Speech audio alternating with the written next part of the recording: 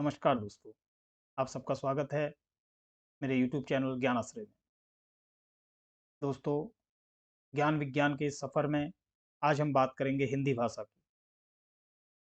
हिंदी भाषा के ऊपर आज यह चर्चा मुख्य रूप से आगामी यूकेपीएससी के कनिष्ठ अभियंता सेवा परीक्षा 2023 को ध्यान में रखकर बनाया गया है। दोस्तों, कनिष्ठ अभियंता सेवा परीक्षा 2023 के सिलेबस में 10 अंक वर्ण संरचना को दिए गए। वर्ण किसी भी भाषा की सूक्ष्मतम इकाई कहलाई जाती है। किसी भी भाषा में वह सबसे छोटी इकाई जिसको और क्षर करना, जिसका और भाग करना संभव ना हो, उसे वर्ण या ध्वनि कहते हैं। वर्ण या ध्वनि के उत्पत्ति के बारे में कहा जाता है कि ये ध्वनियाँ स्वयं भगवान शिव के डमरू से प्रकट हुई। पाणिनि की तपस्या से प्रसन्न होकर भगवान शिव ने 14 बार डमरू बजाया और 14 बार डमरू बजाने से जो सूत्र उत्पन्न हुए वही पाणिनि के 14 माहेश्वर सूत्र कहलाए। यदि आप इन माहेश्वर सूत्रों को कंठस्थ कर लेते हैं तो केवल संस्कृत व्याकरण नहीं, हिंदी व्याकरण को समझने में भी आपको बहुत ही आसानी और सहूलियत होगी। जिस प्रकार ये 14 सूत्र आपके सामने हैं, इनमें पहला सूत्र है अ ई उ ण, दूसरा रिल रि क, तीसरा ए औ, चौथा ए औच, पांचवा हय व रट, छठा लण, सता सातवां जो है ङ म ङ ण न म, आठवां झ भ य, नौवां घ ढ द स, 10वां ज ब ग ड द स, 11वां ख फ छ ठ त च ट तौ, 12वां क प य, 13वां श श श र और अंतिम 14वां हल। यह सूत्र भाषा में वर्णों को इस प्रकार व्यवस्थित किए गए हैं कि इनसे जिस प्रकार एक कंप्यूटर प्रोग्रामिंग में कोड लिखा जाता है, यह भी उसी प्रकार के कोड हैं। इनमें किसी भी सूत्र का पहला अक्षर और किसी भी अन्य सूत्र का आखिरी अक्षर, इनको मिलाकर प्रत्याहार बनाए जाते हैं। जैसे अच प्रत्याहार औ तथा चौ को मिलाकर बनाया गया है। अच प्रत्याहार के बीच में ही सारे स्वर आते हैं। इसी प्रकार हल प्रत्याहार हौ तथा लौ, इसको मिलकर बना गया है और हल प्रत्याहार के बीच सारे ही व्यंजन आते हैं। इसी प्रकार अगर हम इन माहेश्वर सूत्रों को याद कर कर अगर वर्णों को याद करने की या वर्णों को समझने की कोशिश करेंगे तो निश्चय ही बहुत आसान होगा। परंतु अगर हम सामान्य हिंदी वर्णमाला की भी चर्चा करें तो वह इस प्रकार से अलग अलग की जाती है, जिसमें जैसे अच मैंने कहा तो अच सारे स्वर कहलाए जाते हैं और हल व्यंजन कहलाए जाते हैं प्रत्याहार की भाषा में। परंतु आपने बचपन से देखा होगा कि हिंदी में हम स्वरों को अ, आ, इ, ई, उ, ऊ, री, ए, ऐ, ओ, औ, अम तथा अह, इन्हें स्वर कहे जाते हैं। इन्हीं के साथ व्यंजन क, ख, ग, घ, ङ, च, छ, ज, झ, ञ, ट, ठ, ड, ढ, ण। इसी के साथ दो नए शब्द ये संस्कृत में नहीं पाए जाते हैं, हिंदी वर्णमाला में ही ड़ और ढ पढ़ाए जाते हैं। त, थ, द, ध, न, प, फ, ब, भ, म। ये व्यंजन स्पर्श व्यंजन कहलाते हैं। इन्हीं के साथ कुछ अंतस्थ व्यंजन होते हैं, य, र, ल, व। ऊष्म व्यंजन श, स, श, ह, संयुक्त क्ष, त्र, ञ, श्र तथा कुछ विदेशी भाषाओं से आए हुए क के नीचे जो बिंदी लगी है इसे हम नुक्ता कहते हैं। अरबी या फारसी भाषा में जिस प्रकार से नुक्ते लगाए जाते हैं, उसी प्रकार से हिंदी व्यंजनों के नीचे यह बिंदु लगाकर आगत शब्द, आगत व्यंजन बनाए जाते हैं। क, ख, ग इनका इस्तेमाल बहुत कम होता है, जबकि ज और फ इनका इस्तेमाल अभी भी हिंदी भाषा में किया जाता है। दोस्तों, परीक्षा की दृष्टि से जो बहुत महत्वपूर्ण है, हम देखेंगे कि इन व्यंजनों तथा स्वरों का उच्चारण कहाँ से किया जाता है। हम उच्चारण की दृष्टि से अपने मुख, जो हमारा मुख द्वार है, इसको कंठ से लेकर ओष्ठ तक, कंठ से लेकर ओष्ठ तक क्रमवार देखेंगे। कुछ स्वर अथवा व्यंजन ऐसे होते हैं जिनका उच्चारण कंठ से किया जाता है, जैसे अ, आ, अह, क वर्ग। क वर्ग में क वर्ग के पांचों अक्षर आते हैं, क, ख, ग, घ, ङ। इसके साथ ही ह का उच्चारण भी कंठ से होता है। यदि आप स्पष्ट उच्चारण करेंगे तो आपको स्वयं पता चल जाएगा कि कौन सा व्यंजन कहाँ से उच्चारित हो रहा है। इसे बहुत ज़्यादा कंठस्थ करने की, याद करने की, रटने की आवश्यकता नहीं है। आवश्यकता है तो केवल व्यंजनों के स्पष्ट उच्चारण की, और यदि आप प्रतिदिन हिंदी व्यंजनों को, हिंदी स्वरों को, हिंदी वर्णमाला को स्पष्ट उच्चारित करते हैं, तो आप स्वयं ही उस व्यंजन के उत्पत्ति स्थान या उच्चारण के स्थान को समझ पाएंगे। इसी प्रकार कंठ से ऊपर हमारे जो मुंह के जो गुहा होती है, मुंह का जो हमारा स्थान होता है, कैविटी होती है, उसके ऊपर वाले स्तर, उसके जो ऊपर वाली जगह होती है, उसे हम तालु कहते हैं। तो इसी से कुछ तालव्य शब्द होते हैं, तालव्य अक्षर होते हैं, जिन्हें हम, जैसे स्वरों में ई, ई, चौ वर्ग यानी कि चौ का सारा, चौ, छ, ज, झ, यों पांचों।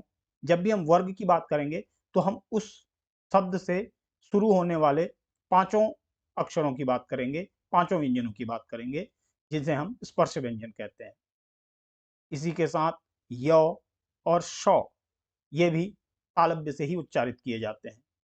तालव्य से आगे जब हम जिह्वा के सिरे को ऊपर कर कर तालु से टच करते हैं, तो इस प्रकार के शब्दों को मूर्धा से उत्पन्न शब्द या मूर्धन्य कहा जाता है, जैसे री, ट, ठ, ड, ढ, ण और श।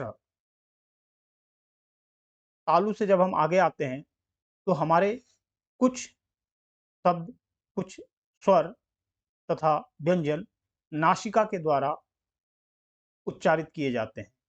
हालांकि कोई भी स्वर अथवा व्यंजन केवल नासिका द्वारा उच्चारित कर पाना संभव नहीं है।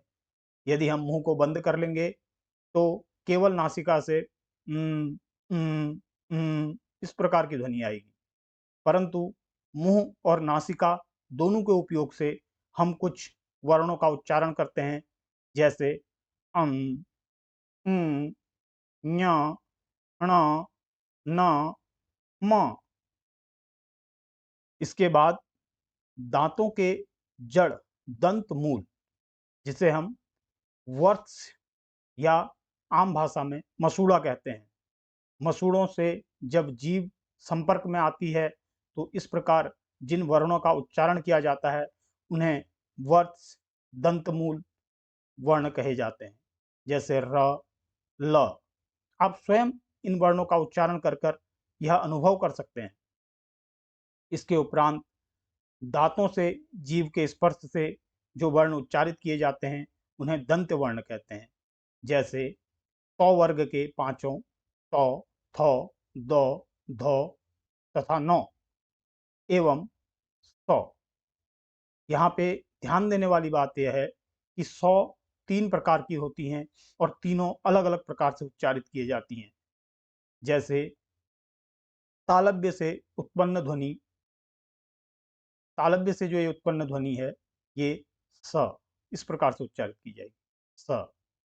यह मूर्धन्य है इसीलिए श, और यह दंत्य है इसी प्रकार स।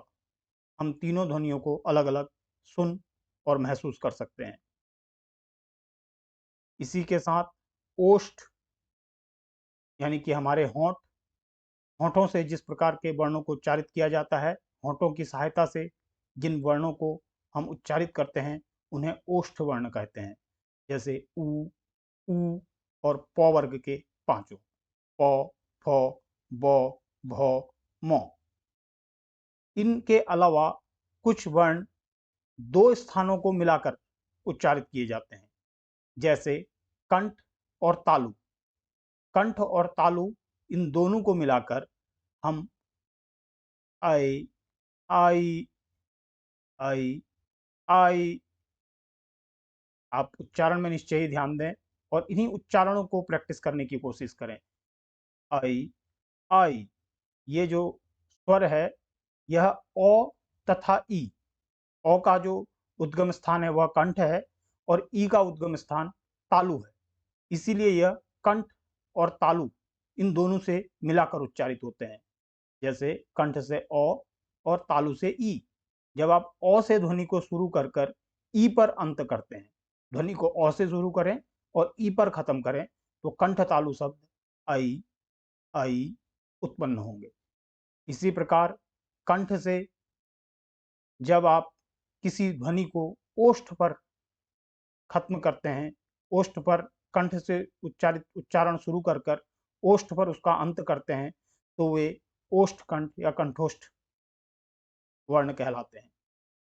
ओ से आप ओ कंठ से उत्पन्न होता है तथा आपने देखा कि ऊ ओष्ठ से उत्पन्न होता है।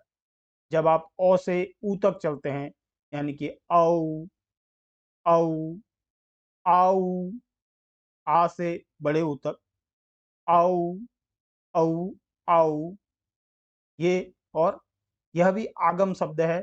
यह अंग्रेजी से आया हुआ शब्द है जिसे हम अर्धचंद्र बिंदु लगाकर आ के ऊपर आव, आव कहते हैं।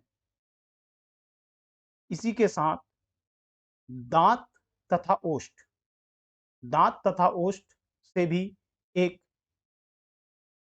अंतस्थ व्यंजन का उच्चारण किया जाता है, अंतस्थ वर्ण का उच्चारण किया जाता है वो। वो आप देख रहे होंगे कि ओष्ठ किस प्रकार दांतों पर जा रहा है वो। तो इस प्रकार से जब आप वर्णों का उच्चारण स्थान देखते हैं और वर्णों को खुद उच्चारण करते हैं वर्णों का, तो आप पाएंगे कि आपको स्वतः ही इनके उच्चारण स्थान समझ में आने लगेंगे और आप कहीं बिना पढ़े, बिना इन्हें याद किए, आप केवल वर्ण का उच्चारण कर कर उसके उच्चारण स्थान को बता पाएंगे, जो कि आपके आने वाले एग्जाम में बहुत ही फायदेमंद होगा। एग्जाम के मद्देनज़र हम देखेंगे कि इन वर्णों का वर्गीकरण कैसे किया जाता है। वर्णों को मुख्य रूप से स्वर तथा व्यंजन दो भागों में वर्गीकृत किया जाता है, जो कि स्वर जो स्वयं उच्चारित किए जाते हैं, जिनको स्वर जिनको बोलने के लिए स्वर की अन्यत्र आवश्यकता नहीं होती है, जो अपने आप में स्वतंत्र होते हैं, वह स्वर कहलाते हैं। परंतु व्यंजन जिन्हें हम स्वर बिना स्वर के उच्चारण नहीं कर पाते हैं, ऐसे वर्णों को हम व्यंजन कहते हैं। व्यंजनों को बोलने के लिए हमेशा हमें स्वरों का सहारा लेना पड़ता है। तो हम देखेंगे कि सबसे पहले हमने जो 13 स्वर देखे, 13 स्वरों में भी अगर आप वर्णमाला को ध्यान से देखेंगे तो आप पाएंगे कि इसमें 11 स्वर जो मुख्य हैं तथा इनमें 2 आंग तथा अह ये अनुस्वार या आयोगवाह कहलाते हैं। अयोगवाह इनका गुण ना तो पूरी तरह से स्वर में मिलता है और ना ही व्यंजन में, इसीलिए ये अयोग होकर इन दोनों के साथ योग न होकर भी अर्थ का वहन करते हैं, इसीलिए अयोगवाह कहलाते हैं। इसी प्रकार हम देखेंगे कि स्वरों का वर्गीकरण किस प्रकार किया जाता है। स्वर्गों का वर्गीकरण सर्वप्रथम मात्रा के आधार पर, यहाँ पर मात्रा का अर्थ उनको उच्चारण में होने वाले समय से है किसी भी स्वर के उच्चारण में कितना समय लगता है, यह उसकी उच्चारण में लगने वाली मात्रा द्वारा निर्धारित होता है। यदि उस स्वर के उच्चारण में एक मात्रा का समय लगे तो उसे ह्रस्व कहते हैं। यदि उसी के उच्चारण में दो मात्रा का समय लगे तो उसे दीर्घ कहते हैं, और तथा यदि किसी के उच्चारण में तीन मात्रा का समय लगे तो उसे प्लुत कहते हैं। हम देखेंगे कि ह्रस्व स्वर मुख्यतः अ, इ और उ, ये तीन ह्रस्व स्वर कहलाते हैं, जबकि आ, ई, उ, ए, ऐ, ओ, औ ये दीर्घ स्वर कहलाते हैं।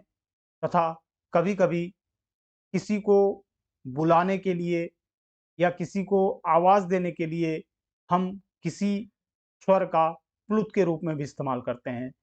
जैसे जब हम आवाज़ लगाते हैं, किसी बालक का नाम समझो कि राम है और हम उसे आवाज़ लगा रहे हैं, तो हम कभी-कभी कहते हैं राम। तो इसमें रा को 3 मात्रा तक कहा गया है, तो इसके आगे इस प्रकार का एक चिन्ह आप देखेंगे तो इसे हम प्लुत स्वर कहेंगे। इस प्रकार का जो ये चिन्ह लगाया गया है, इससे स्पष्ट होता है कि इसमें अतिरिक्त समय लगा है उच्चारण में। जीव के उपयोग से भी हम स्वर्गों का वर्गीकरण करते हैं।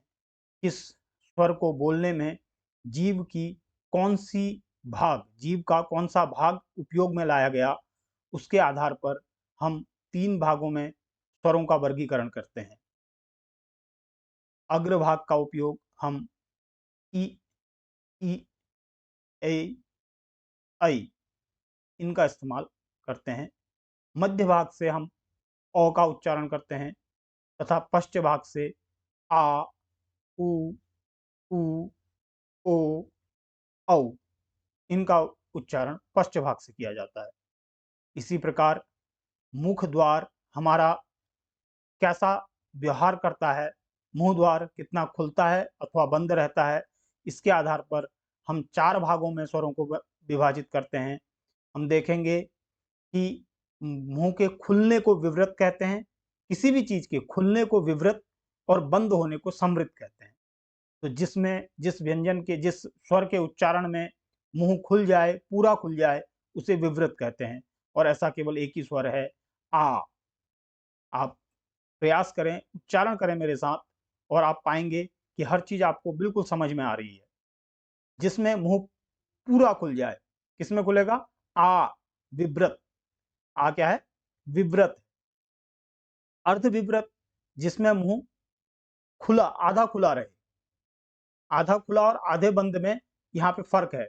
आमतौर पर भाषा में, आप जब भाषा में ध्यान देंगे तो आधे खुले और आधे बंद में कोई फर्क नहीं होता है। पानी का ग्लास आधा भरा है, आधा खाली है, उसकी स्थिति एक जैसी समझी जाती है। परंतु फिर भी जब आप स्वरों का उच्चारण करेंगे तो आप पाएंगे कि किसी में मुंह थोड़ा ज़्यादा खुला है तो उन्हें हम आधा खुला हुआ कहेंगे, और किसी में मुंह ज़्यादा बंद है तो उसे हम आधा बंद कहेंगे। जिन स्वरों का उच्चारण आधा मुंह खुला रहकर किया जाए उन्हें अर्धविव्रत कहते हैं। जैसे अ, इसमें मुंह आ की तरह पूरा तो नहीं खुला है, लेकिन फिर भी आप देखेंगे कि मुंह खुला हुआ है। अ, इसी प्रकार आ ई, आ ई, आ में हम मुंह पूरा खोलते हैं और ई में मुंह बंद रहता है। तो इसके बीच की जो स्थिति है खुले और बंद की, वह आधे खुले की है।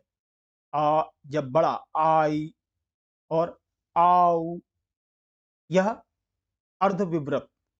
तो अर्धविव्रत, जैसा कि आपने देखा, अ, आई और आऊ, यहाँ पर आपको समझना पड़ेगा कि स्वर किस प्रकार से रहते हैं। जब हम अ और ई के मेल से, अ से लेकर ई तक हम चलते हैं, इसको संधि न लगाकर, इसको हम अ से ई तक का सफ़र, जब हम उच्चारण में अ से ई तक जाते हैं, या आप समझिए कि छोटी ई तक, ह्रस्व ई तक जाते हैं, तो इससे जो स्वर उत्पन्न होता है वह आई। जबकि आ से लेकर जब हम ई तक जाते हैं तो हमें जो स्वर प्राप्त होता है वो है आई। आप फर्क समझेंगे, आई, आई। इसी प्रकार अ से जब हम ऊ तक जाते हैं तो हमें प्राप्त होता है औ, औ, औ। और आ से हम जब ऊ तक जाते हैं तो हमें प्राप्त होता है आऊ। तो जब हम केवल जो विवृत है, विवृत केवल आ है, विवृत केवल आ है, विवृत मुंह द्वार जिसमें मुंह पूरा खुल जाए वह आ है। आ और समृद्ध, जब हम समृद्ध की बात करेंगे तो ये सारे समृद्ध हैं। ई, उ, ई, उ। आप स्वयं महसूस करिए, आप स्वयं देखिए कि ई में मुंह नहीं खुल रहा है और उ में भी मुंह नहीं खुल रहा है। ये चारों ही समृद्ध हैं और इनसे इन तक जाने में किस प्रकार से व्यवहार हो रहा है, पूरा विवृत आ से ई पूरे खुले से बंद तक जाने में हम आधे खुले में रहेंगे, ये अर्धविवृत है, ये अर्धविवृत है। और उसी प्रकार आओ, ये भी अर्धविवृत है।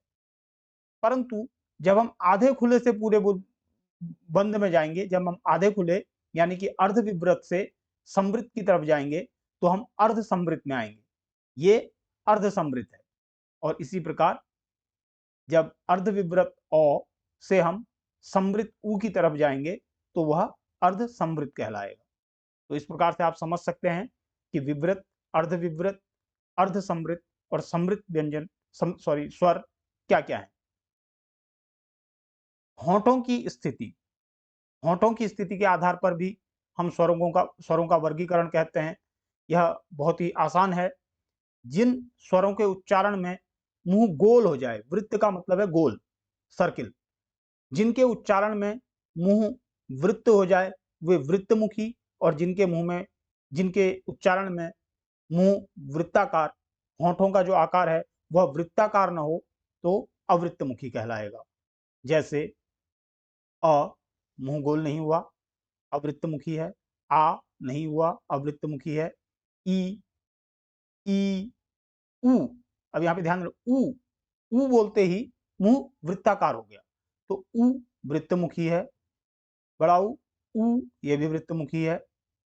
ए नहीं है, आई नहीं है, ओ ये है, औ ये भी है। तो हम देखेंगे कि किस प्रकार से अवृत्तमुखी और वृत्तमुखी होते हैं। अब हवा किस प्रकार से, कहाँ से उच्चारण के समय हवा निकलती है, उसके आधार पर हम मौखिक तथा अनुनासिक, जिनकी हवा मुंह से निकलती है वो मौखिक कहलाते हैं, और जिनकी हवा नाक के माध्यम से निकलती है वे अनुनासिक कहलाते हैं। जैसे अ, आ, ई, उ, ऊ, आई, औ, औ। ये सारे ही मौखिक हैं, परंतु जिन्हें आयोगवाह कहते हैं, अम, अह, ये अनुनासिक है। घोष और सघोष के आधार पर हम स्वरों का वर्गीकरण तो नहीं करते हैं, क्योंकि सारे ही स्वर सघोष होते हैं। सघोष वे स्वर कहलाते हैं जिनको बोलने के लिए स्वर तंत्रिकाओं में कंपन उत्पन्न हो, वे स्वघोष कहलाते हैं।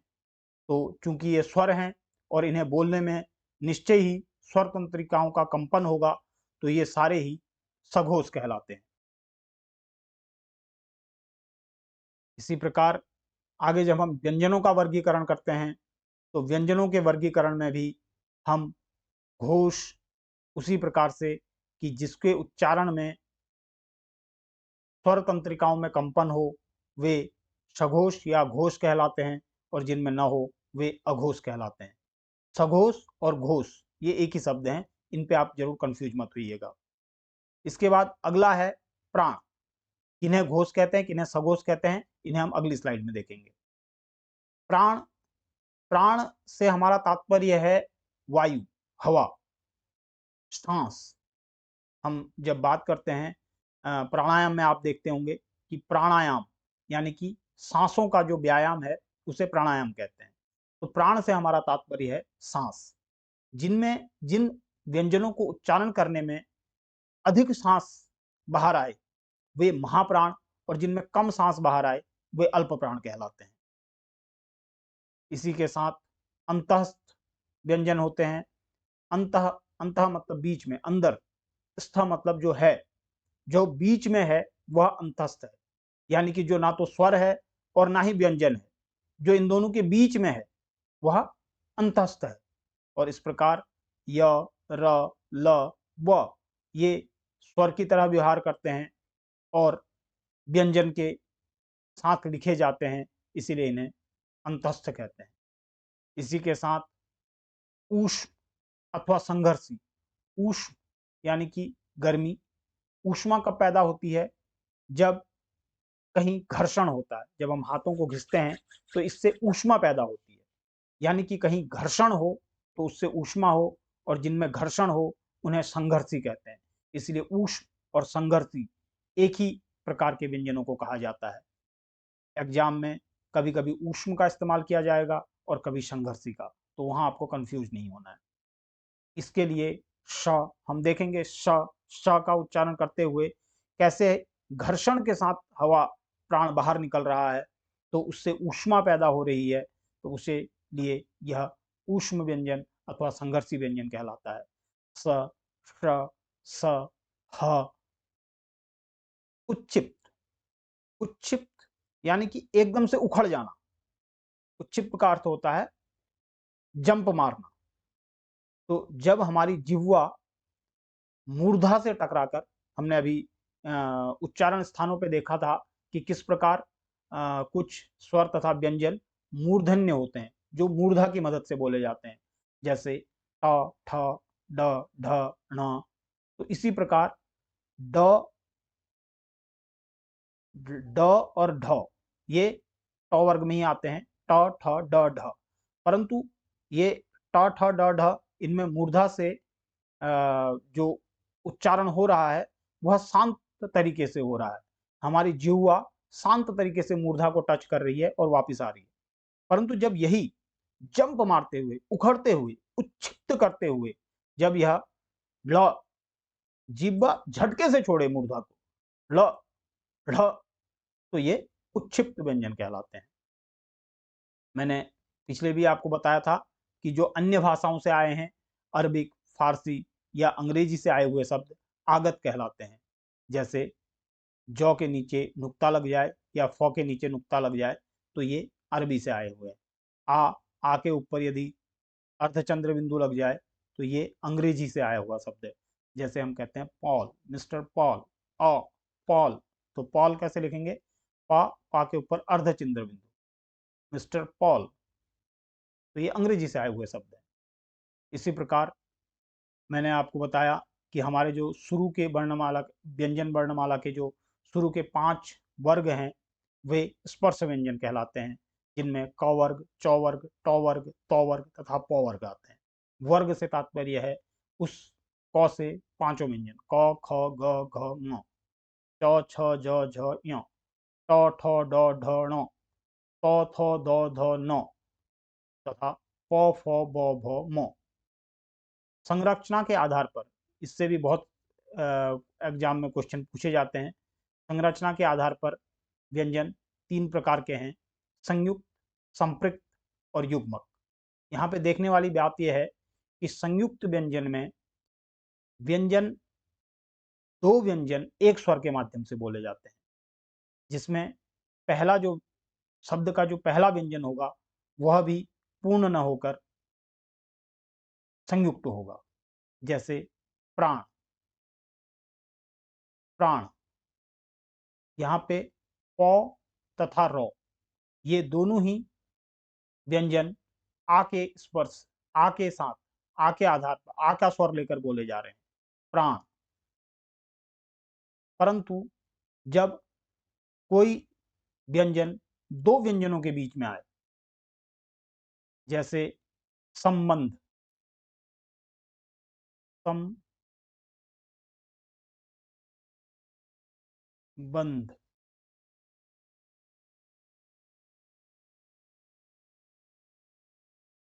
यहाँ पर जो मौ है ये सौ और बौ, जो नौ है वो बौ और धौ इसके बीच में है। तो हम देखेंगे कि ये संपृक्त संपृक्त व्यंजन कहलाएंगे, जबकि ये संयुक्त व्यंजन कहलाएंगे। इसी प्रकार युग्मक अथवा द्वित्व। युग्मक जब एक ही व्यंजन दो बार इस्तेमाल हो, जैसे भिन्न,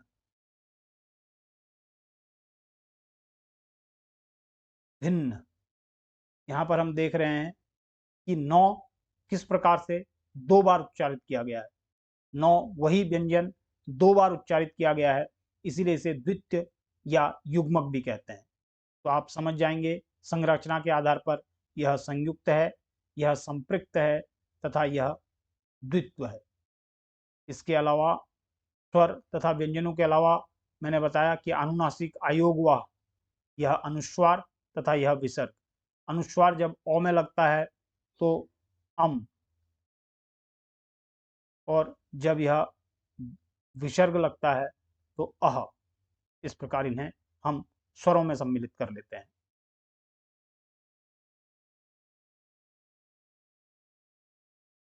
पिछली स्लाइड में हमने देखा था कि व्यंजन किस प्रकार से घोष, अघोष, अल्पप्राण अथवा महाप्राण होते हैं। हम देखेंगे इस तालिका में कि स्पर्श व्यंजन जो कि क, च, ट, त, प वर्ग हैं, ये 5, ये स्पर्श व्यंजन क, ख, ग, घ, ङ और ये 5 वर्ग, ये सारे ही हमारे स्पर्श व्यंजन कहलाते हैं। जब हम इनको क्रम से याद करें तो ये अपने आप में एक कोडिंग है, आपको बहुत ज़्यादा याद रखने की ज़रूरत नहीं है।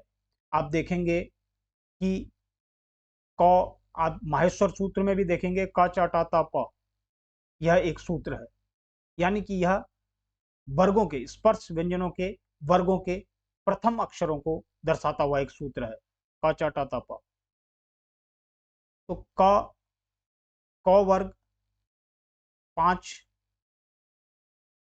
व्यंजन, च वर्ग के 5 व्यंजन, ट वर्ग के 5 व्यंजन, प वर्ग के 5 व्यंजन और प वर्ग के 5 व्यंजन, ये इस प्रकार व्यवस्थित किए गए हैं। इनका क्रम इस प्रकार है कि यदि उच्चारण के स्थान पर हम इनका विचार करें तो ये भीतर से बाहर की ओर आ रहे हैं। क कंठ सबसे भीतर है, च तालव्य, उसके बाद ट मूर्धा, उसके बाद त दंत दांत और उसके बाद प ओष्ठ। आप देखिए किस प्रकार का क्रम बना हुआ है, कंठ, तालव्य, मूर्धा, दंत, ओष्ठ। यानी कि सबसे भीतर क, तालव्य से च, मूर्धा जीव को ऊपर टच करते हुए ट, जीव को दांतों तक, तालव्य तालु से मूर्धा और मूर्धा के बाद दांत त और उसके बाद बाहर होंठ हमारे ओष्ठ प। तो आप देखिए किस प्रकार से क्रम से यह सुसज्जित है। इसी प्रकार जब घोष अघोष की बात होती है तो पहले के 2 अघोष और बाद के तीनों घोष, पहले के तीनों में हम स्वर तंत्रिकाओं का कंपन कम देखते हैं तो उन्हें अघोष कहते हैं, और अंत के तीनों में स्वर तंत्रिकाओं में कंपन होता है, इसीलिए वे घोष कहलाते हैं। जब आप इन शब्दों का, इन व्यंजनों का सही उच्चारण करेंगे तो आप देखेंगे कि कौन सा व्यंजन उच्चारण करते समय आपकी सांस कितनी निकल रही है, तो आप स्वतः ही जान पाएंगे कि कौन अल्प प्राण है और कौन महाप्राण है। मेरे साथ बोलने की कोशिश कीजिए। क, आपने देखा क एक छोटे से अंतराल के बाद ध्वनि खत्म हो गई, क यानी कि बहुत कम प्राणवायु का हमने इस्तेमाल किया, तो इसीलिए ये अल्प प्राण है। ख, ख यानी कि बहुत ज्यादा देर तक हमने सांस बाहर रखी, हमारी जो सांसों की आवश्यकता पड़ी, हमारे जो प्राण की आवश्यकता पड़ी वो ज्यादा पड़ी, तो इस वजह से ये महाप्राण है।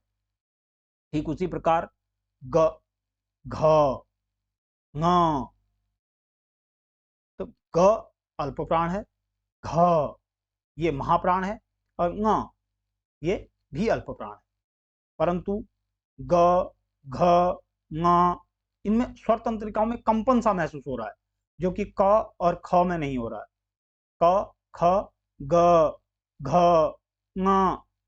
इसी प्रकार च, छ, ज, झ, ञ, ट, ठ, ड, ढ, ण, त, थ, द, ध, न, प, फ, ब, भ, म।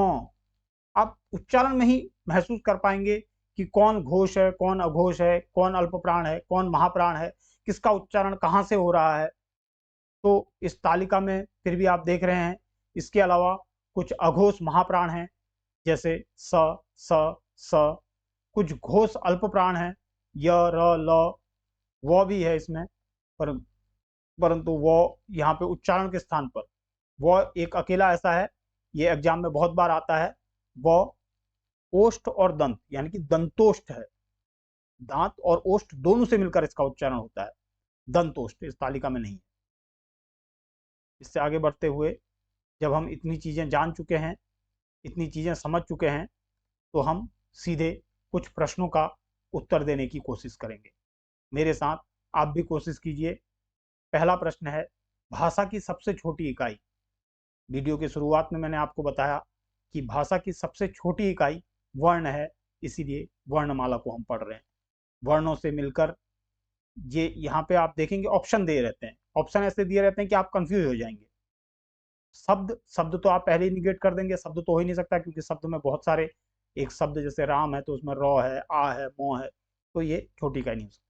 परंतु ये दो, ये व्यंजन और स्वर, ये आपको कंफ्यूज करने के लिए दिए गए हैं। व्यंजन और स्वर वर्णों का प्रकार है, ये किसी भाषा की इकाई नहीं है।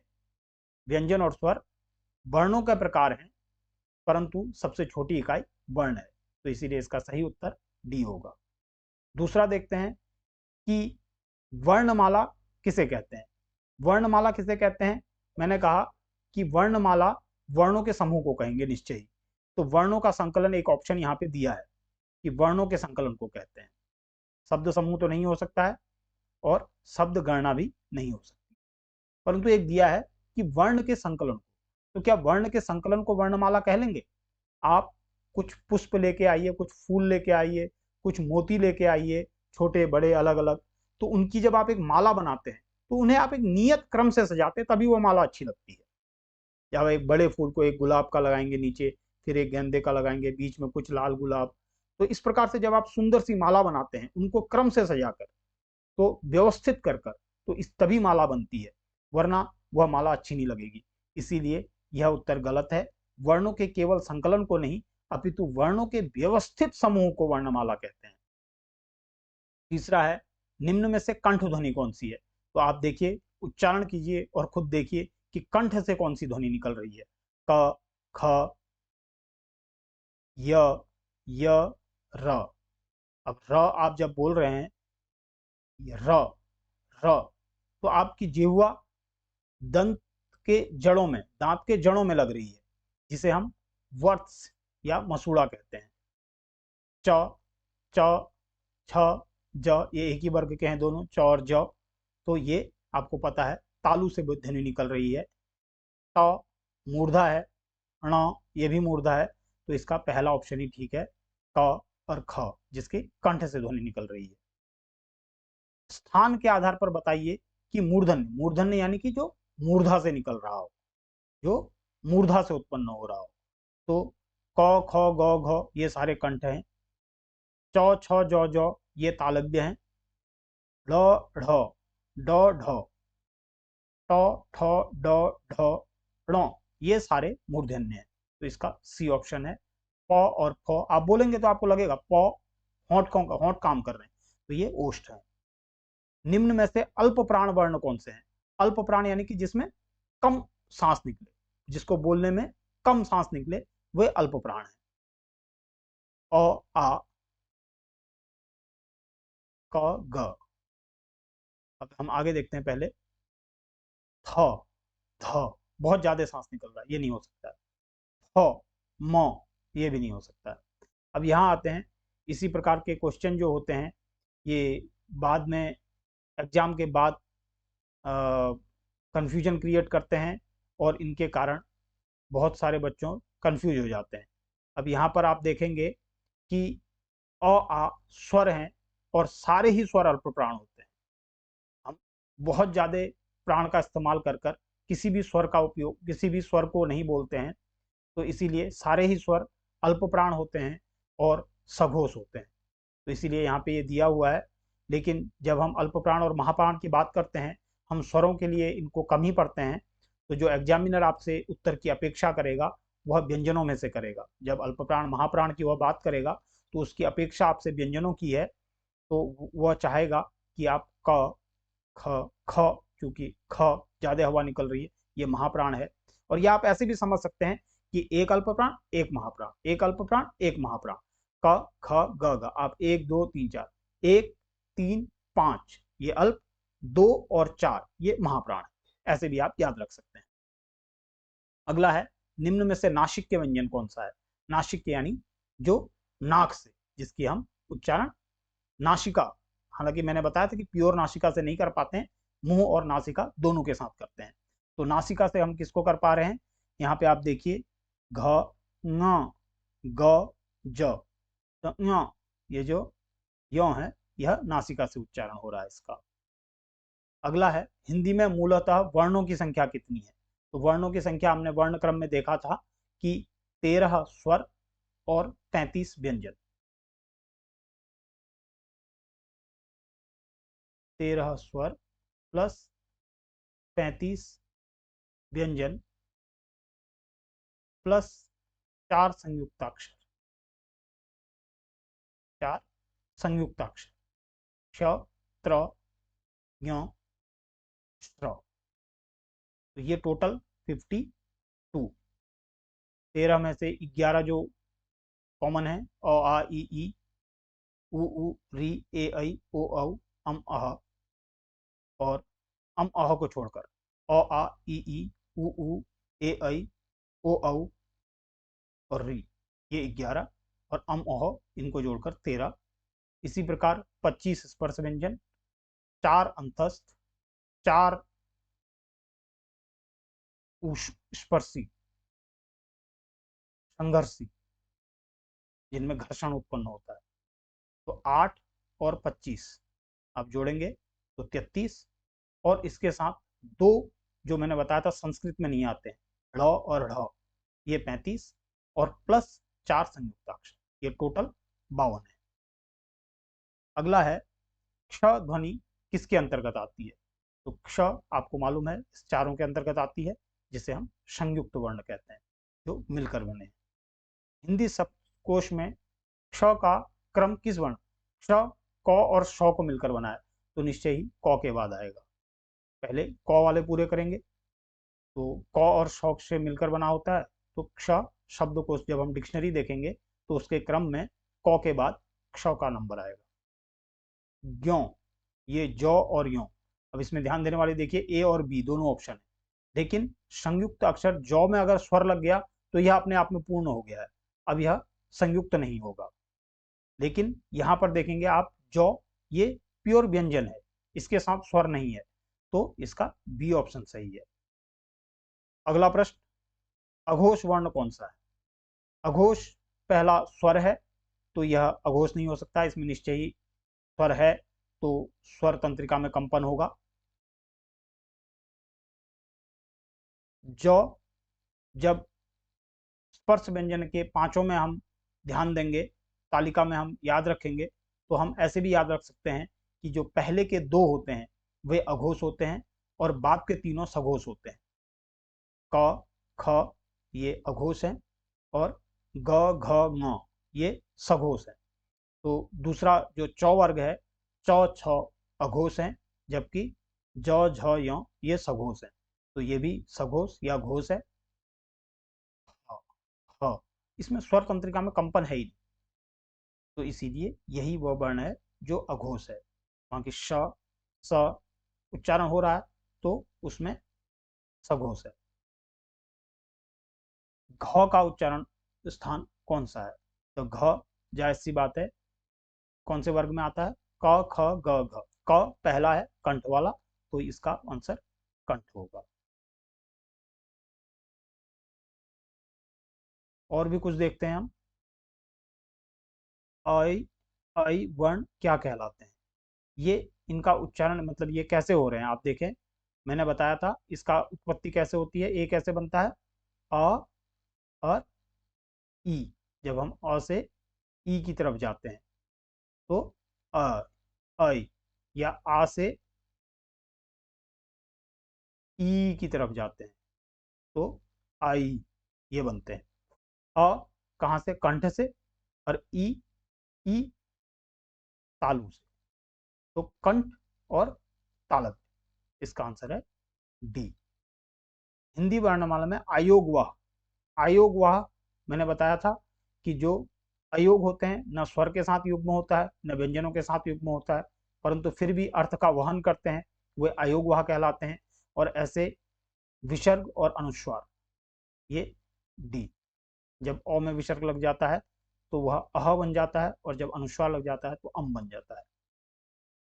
निम्न में बताइए कि किसमें द्वित्व व्यंजन है। द्वित्व मैंने बताया था जब एक ही व्यंजन का आपस में दो बार संयुक्त हो, मतलब दो बार जुड़े वो आपस में, तो ये द्वित्व कहलाते हैं।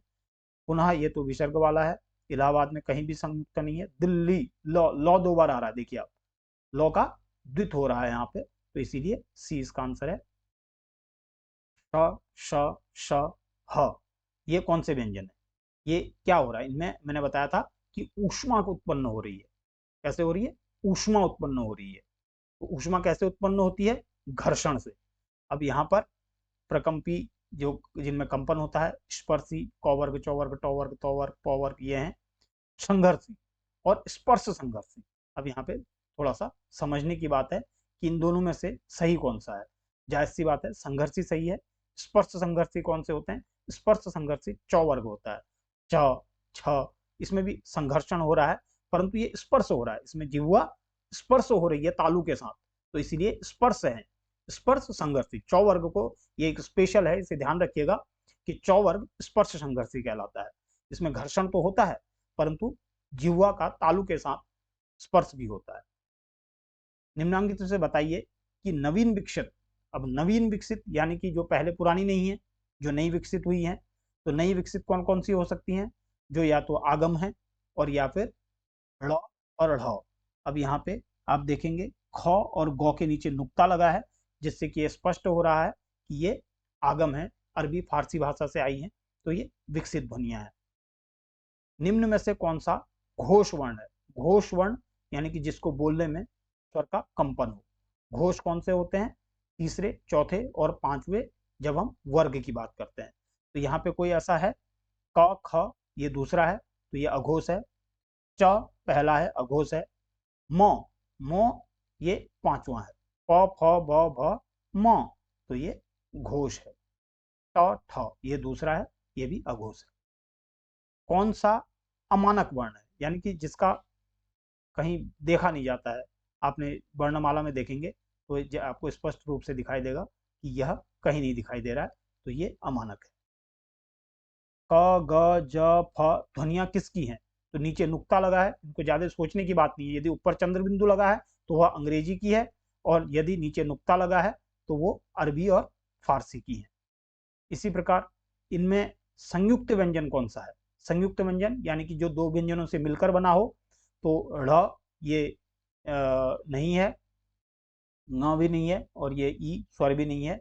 ये जौ, और जौ मतलब जौ के नीचे हलन प्लस यो, इससे ये मिला बना हुआ है, इसे न्यो या न्यो कहते हैं। यह संयुक्त व्यंजन है। निम्न में से कौन सा वर्ण उच्चारण की दृष्टि से दंत नहीं है? अब यहाँ पे जब आप एग्जाम में क्वेश्चन पढ़ेंगे तो उसमें जरूर इस बात का ध्यान रखें कि क्वेश्चन को बड़े ध्यान से पढ़ें। बहुत समय बच्चे क्या करते हैं कि निम्नलिखित से कौन सा वर्ण उच्चारण की दृष्टि से दंत है, वो दंत देखते हैं और इसमें ढूंढने लग जाते हैं कि कौन सा दंत है, और उसे टिक करके आ जाते हैं। तो क्वेश्चन को बड़े ध्यान से पढ़ें कि दंत नहीं है, कौन सा नहीं है, हम उसे देखेंगे। तो तो वर्ग पूरा दंत है, तो थ द ध न, तो ये तो थ द न, ये सारों तीनों ही तो वर्ग के हैं, तो जायज सी बात है जो टो है ये दंत नहीं है। जिन शब्दों के अंत में ओ आता है उन्हें क्या कहते हैं?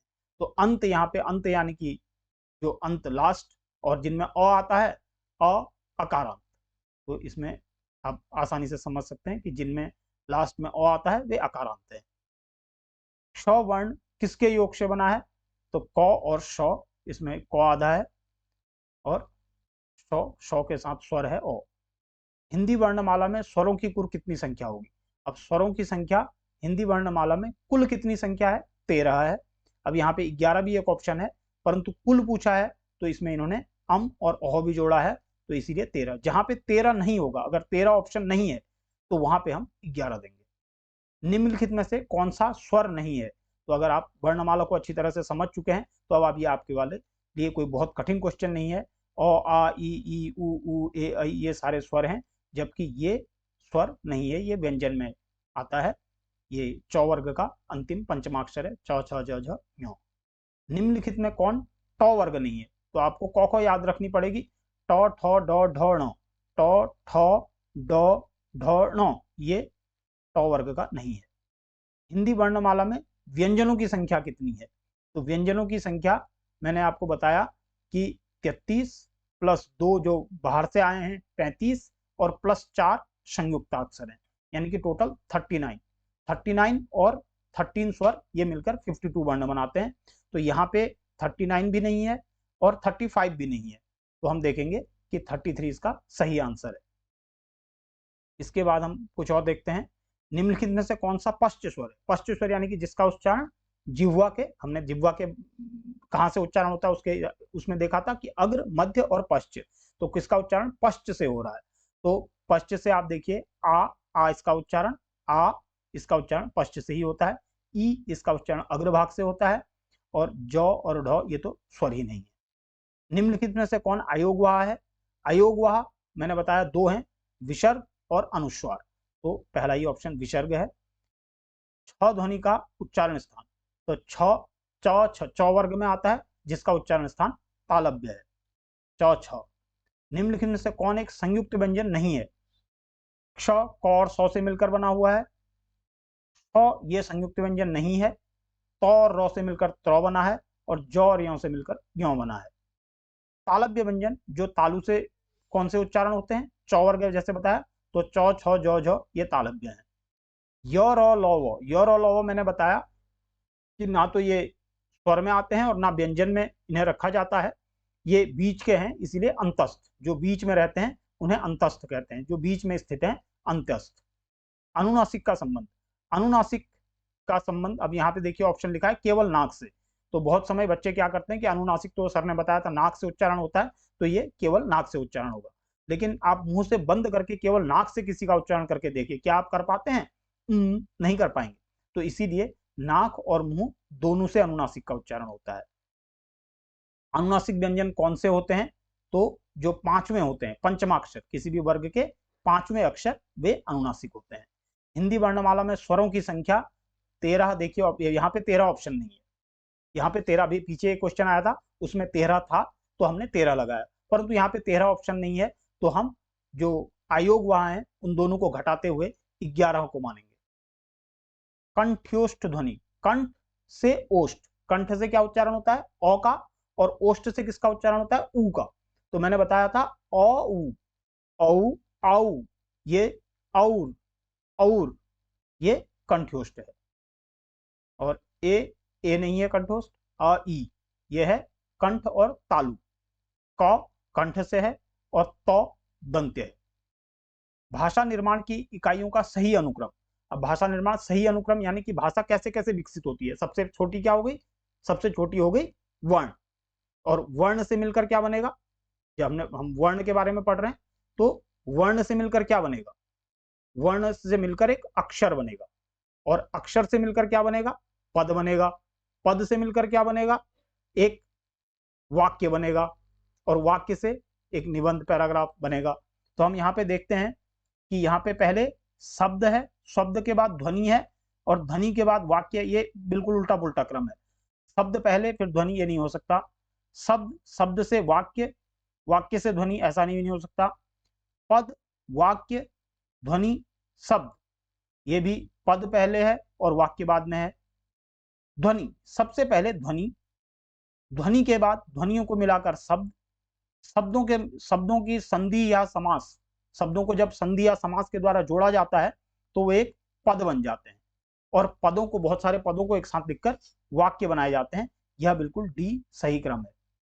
निम्नांकित में से उच्चारण स्थान के आधार पर कंठ से लेकर मुंह, कंठ से लेकर मुंह विवर में उच्चरित व्यंजन ध्वनियों का सही उच्चारण। तो सही अनुक्रम मैंने आपको बताया था, कंठ, कंठ के बाद तालु, तालु के बाद मूर्धा, मूर्धा के बाद आपका दंत, ओष्ठ, इस प्रकार से सही अनुक्रम 5 है।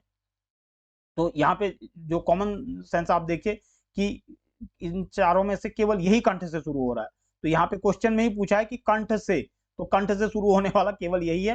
तो ये आसानी से आप आंसर दे सकते हैं कि कंठ, तालब्ध, वर्त्स, वर्त्स यानी कि मसूड़ा, तालब्ध के बाद मसूड़ा। अब यहाँ पे मूर्धा है ही नहीं, तो इसलिए क्रम ये भी सही है, वरना तालब्ध और वर्त्स के बीच में एक मूर्धा आती है, तो अब मूर्धा दी नहीं है, तो वो सही अनुक्रम है वर्त्स, मसूड़ा, मसूड़े के बाद दंत, दांत, और दांत के बाद ओष्ठ। प्रयत्न के आधार पर लौ किस प्रकार की ध्वनि है? तो प्रयत्न के आधार पर लौ पार्श्विक ध्वनि है। अब इसके बाद हम देखते हैं कुछ क्वेश्चन जो यूकेपीएससी के ही एग्जाम में आए हुए हैं, उनमें कुछ हम देख लेते हैं। निम्नलिखित में से अंतस्थ व्यंजन नहीं है, तो अंतस्थ व्यंजन य, र, ल, व। अब यहाँ पे भी आप ध्यान देने वाली बात यह है कि क्वेश्चन में नहीं है पूछा है, तो आप बिल्कुल इसको देखें कि ध्यान से। तो य, र, ल, व ये तीनों अंतस्थ हैं और तो नहीं है। हिंदी में स्पष्ट व्यंजनों के कितने? अब यहाँ पे देखिए, ये शब्द लिखा हुआ है स्पष्ट, जबकि ये होना चाहिए स्पर्श, स्पर्श व्यंजन। तो स्पर्श व्यंजन 5 वर्ग मैंने आपको बताए, क, च, ट, त, प। निम्नलिखित में से संयुक्त व्यंजन है, तो क संयुक्त नहीं है, ण भी नहीं है, ढ़ भी नहीं है, और ये है, ये किससे बना होता है? ये जौ और प्लस यों, इससे मिलकर बना होता है, तो इसे हम ज्यों कहते हैं। अ वर्ण का उच्चारण, तो अ कहां से उच्चारण होता है? आप खुद उच्चारण करके देखिए, अ का उच्चारण कंठ से होता है। इसके बाद ये भी यूकेपीएससी के एग्जाम में ही, और ये जो कनिष्ठ अभियंता चयन परीक्षा के एग्जाम के ही कुछ क्वेश्चन हैं पुराने। हिंदी में स्वरों की संख्या, तो यहाँ पे भी 13 नहीं है, तो 11 सही है। ख व्यंजन का उच्चारण स्थान, तो क, ख ये सारे कंठ से हैं, पहला वर्ग है। जिन स्वरों के उच्चारण में मुंह बहुत अधिक, जो बहुत अधिक विवृत हो जाता है, जो आधा खुलता है अर्धविवृत, जो बंद हो जाता है समृत। आप केवल 2 शब्दों को ध्यान रखेंगे, खुलना मतलब विवृत होना, और बंद हो जाना यानी कि समृत हो जाना। श्वास की मात्रा के आधार पर, तो श्वास, प्राण, कितने श्वास को ही प्राण कहते हैं। आप जब भी श्वासों की बात होगी तो आप बाबा रामदेव को याद कर लेना कि प्राणायाम कराते हैं, तो प्राणायाम श्वासों से संबंधित है। तो श्वास की मात्रा के आधार पर व्यंजनों के 2 भेद होते हैं, कौन कौन से? अल्प प्राण और महाप्राण। निम्नांकित में मूल स्वर नहीं है, तो मूल स्वर केवल है अ, इ, उ, ये मूल स्वर हैं। तो ये जो बड़ा ऊ इसे हम कहते हैं या ऊ कहते हैं, ये दीर्घ है। अ, इ, उ ये तीनों ह्रस्व हैं, तो ह्रस्व ही मूल स्वर हैं, ये दीर्घ जो हैं ये मूल स्वर नहीं है। निम्नलिखित में से कंठ स्वर कौन सा है जिसका उच्चारण कंठ से हो? अम, अह और अम ये अनुनासिक हैं, ई ये तालव्य है, तो इसका आंसर इनमें से कोई नहीं है, कंठ स्वर इनमें कोई नहीं है। निम्नलिखित स्वरों में कौन सा स्वर्ग दीर्घ स्वर नहीं है? दीर्घ स्वर, अब यहाँ पे भी आप ये नहीं पे विशेष ध्यान रखें, क्वेश्चन हमेशा ऐसे डिजाइन किए जाते हैं कि आपको थोड़ा सा कंफ्यूज किया जाए। तो दीर्घ स्वर है या नहीं है? तो दीर्घ कौन सा नहीं है? देखो, ए ये भी दीर्घ है, उ ये दीर्घ नहीं है, जबकि ओ ये दीर्घ है और आ ये भी दीर्घ है।